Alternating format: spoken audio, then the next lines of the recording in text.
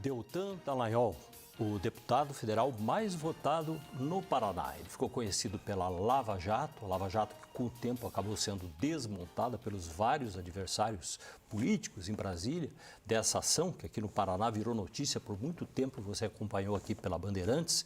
Hoje ele conversa com a gente, o Deltan Dallagnol, ele foi eleito pelo Podemos, teve um total de 345 mil votos, que é muita coisa, o mais votado no Paraná, e é da cidade de Pato Branco, no sudoeste do estado, formação em Direito, aqui em Curitiba, veio para cá aos 14 anos, o pai já era dessa área, promotor, então isso o levou para a área do direito. E hoje ele conta um pouco dessa história e também o que pretende fazer no Congresso, porque é um desafio muito grande. Se a Lava Jato já não foi fácil no Congresso, cercado por muita gente que tem interesse direto nessa questão, o trabalho dele vai ser bastante grande. Muito obrigado, Deltan, pela presença com a gente aqui.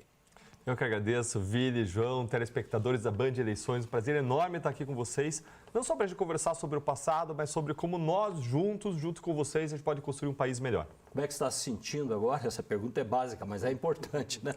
Depois de uma vitória como essa, você tinha noção que poderia chegar a 345 mil votos? Pelos cálculos que se faz, por exemplo, se fosse por São Paulo, seria um candidato de 1.300.000 votos, né? Aqui no Paraná, com toda essa dificuldade, 345 mil votos. Imagino que, de qualquer forma, fica uma surpresa. Inimaginável, surpresa total. Sou muito grato a Deus por ter me dado essa votação maior do que eu poderia imaginar e grato a vocês que decidiram mandar um recado muito importante para o mundo político, um recado muito importante para a sociedade, que é: a Lava Jato renasceu como uma fênix, mas não das cinzas e sim das urnas, do coração, da esperança dos brasileiros. E é um recado importante também para os corruptos, que é: corruptos vocês não vencerão. Hoje vocês deram esse recado por meio do voto, depositando a confiança de vocês. E eu vou fazer o meu melhor, vou trabalhar duro, vou fazer o meu melhor para honrar cada voto, cada gota da confiança de vocês. João Azevedo também participa conosco, nosso gerente de jornalismo da Band. João.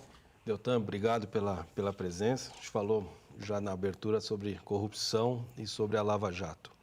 Essa operação, ela pode ter continuidade hoje ou não existe mais nenhuma chance? Hoje não existe qualquer chance disso acontecer, João, porque não só os tribunais e o Congresso trabalharam para destruir as condenações à Lava Jato, mas o Congresso Nacional e o Supremo Tribunal Federal mudaram uma série de regras do jogo que tornam impossível acontecer uma nova Lava Jato, tornam impossível você combater de modo efetivo os corruptos, a corrupção e colocar corruptos na cadeia. Por exemplo, o Supremo Tribunal Federal acabou com a prisão em segunda instância. Hoje o corrupto vai ter infinitos recursos em 4 instâncias.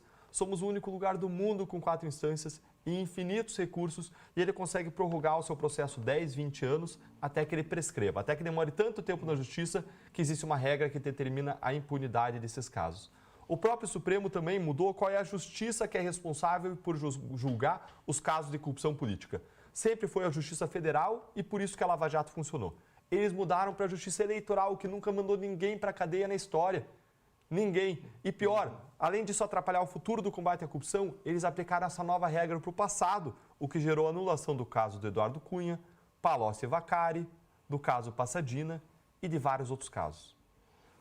O Congresso Nacional, por sua vez, parece piada, mas ele destruiu um instrumento importante de trabalho. Então, se você é engenheiro, você tem instrumentos de trabalho, você tem lá a tua calculadora, os teus aplicativos. Se você é pedreiro, você tem a marreta, você tem o pincel para você pintar, você tem instrumentos de trabalho, um instrumento essencial nosso como membros do Ministério Público, como procuradores, promotores de justiça, juízes, é a lei de improbidade administrativa.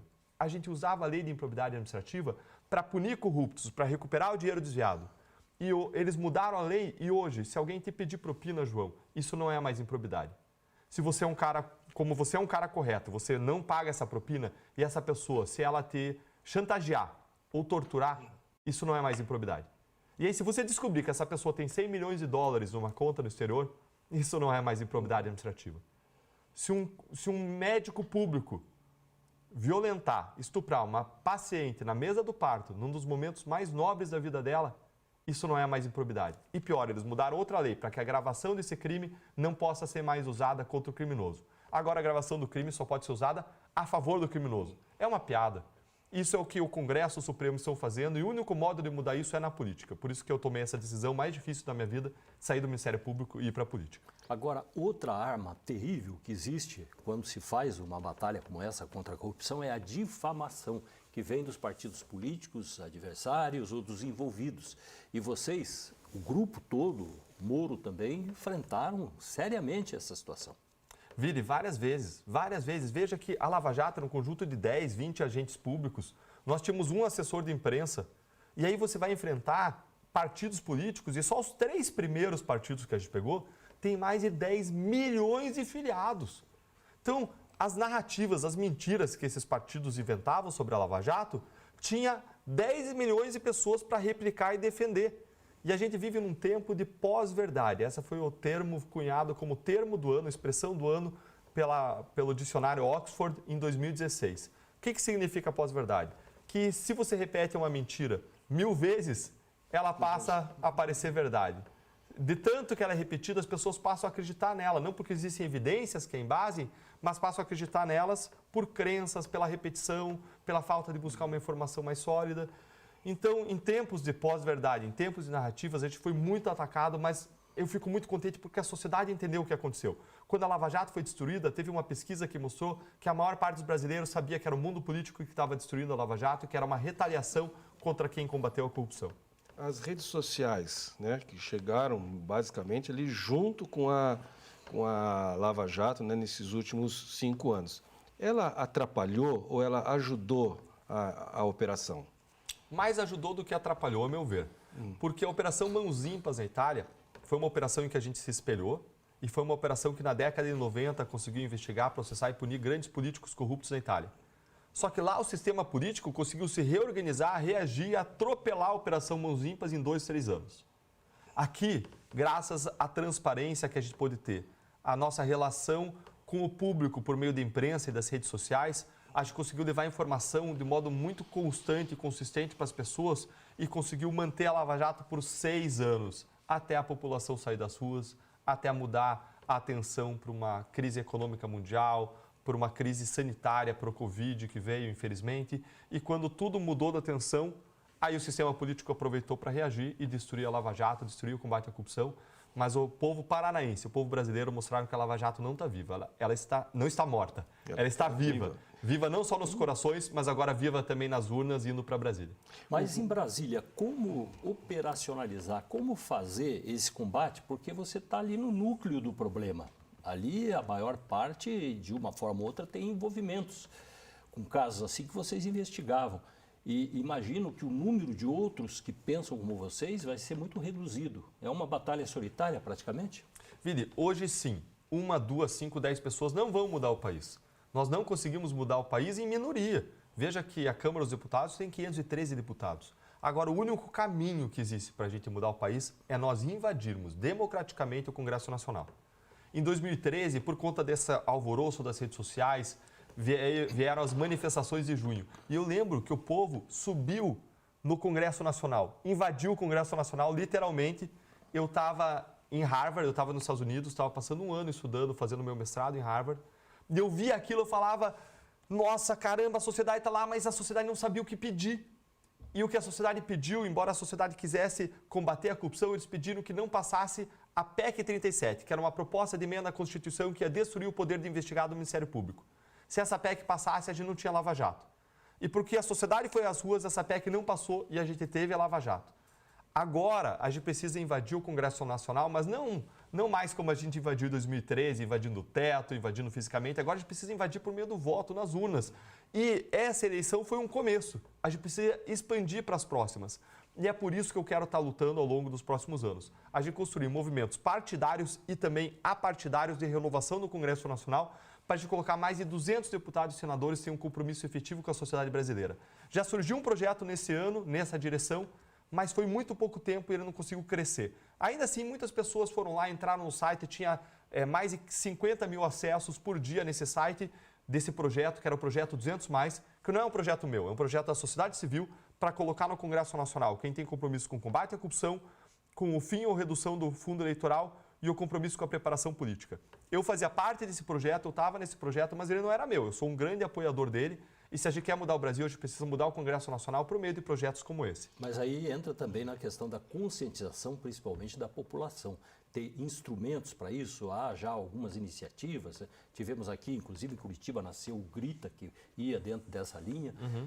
São estas as fórmulas imediatas ou você pensa em outras fórmulas para tentar conscientizar? Porque o problema é o leitor, a desinformação e a informação falsa que ele recebe também. É assim, a vitória contra as injustiças históricas arraigadas, elas não vão ser vencidas da noite para o dia. Não foi vencida da noite para o dia a vitória contra a discriminação racial nos Estados Unidos no meio do século XX. Não foi vencida da noite para o dia a luta contra a escravidão. Não foi vencida da noite para o dia a luta contra a hiperinflação no Brasil. A vitória contra esse tipo de injustiça, ela depende de perseverança, de estratégia e perseverança. Nós precisamos terminar aquilo que a gente começou. A gente começou com a Lava Jato, a gente deu um grande passo na luta contra a corrupção, mas nós precisamos avançar. Isso vai exigir perseverança, estratégia e articulação da sociedade. Agora, com pessoas como Sérgio Moro, Rosângela Moro, eu, Fábio Oliveira, aqui na Assembleia Legislativa, indo para a política, o que a gente quer fazer é articular, é canalizar a indignação da sociedade para rios que nos levem para algum lugar. A gente tem um pântano de indignação, tem água ali parada, a gente tem que canalizar isso para rios que nos levem para a transformação que a gente quer ver. Então, a candidatura é a melhor forma de continuar combatendo. Não só a sua candidatura, mas como a do Moro e de outros, como você citou, é a melhor forma de continuar o combate à corrupção. Mas uma estratégia de peneira também de quem é quem, porque muita gente às vezes embarca pensando que por aí pode chegar a ter um atalho para a política. Certíssimo, certíssimo vocês dois. A candidatura e a eleição não é o objetivo. Eu não quero um cargo. Eu tinha um cargo melhor do que eu vou ter como deputado. Eu tinha um cargo com estabilidade, com vitaliciedade, um cargo melhor. Sem pressão? Sem pressão, que eu podia fazer o meu trabalho como procurador, mas que eu não ia mais conseguir resultados como eu conseguia antes. Então eu não saí por um cargo, eu saí por uma transformação. E o cargo é o primeiro passo na direção da transformação. Agora a gente precisa articular esforços e eu vou precisar de vocês comigo. Por isso eu quero convidar, se você não está nas minhas redes sociais, no Instagram, no meu WhatsApp, eu quero convidar você para estar lá. O meu WhatsApp é 99233-7680. Vou repetir, 041-99233-7680. Entra lá, porque a sua força é a minha força, é só juntos que a gente pode produzir essa transformação, é com a união de esforços. E como você disse, Vili, a gente precisa articular estratégias. Esse projeto 200+, qual que era a ideia dele? Ele pegava o mar de candidatos, a constelação de candidatos, e ele filtrava quem eram aqueles que tinham os compromissos básicos com a sociedade brasileira.